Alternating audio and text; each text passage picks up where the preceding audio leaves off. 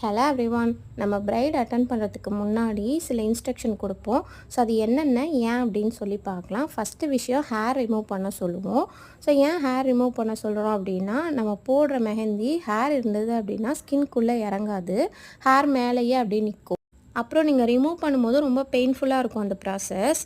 Second வந்து moisturiser, oil இல்லை lotion இந்த மாதிரி எதுவுமே வந்து அப்ளை பண்ணியிருக்கக்கூடாது.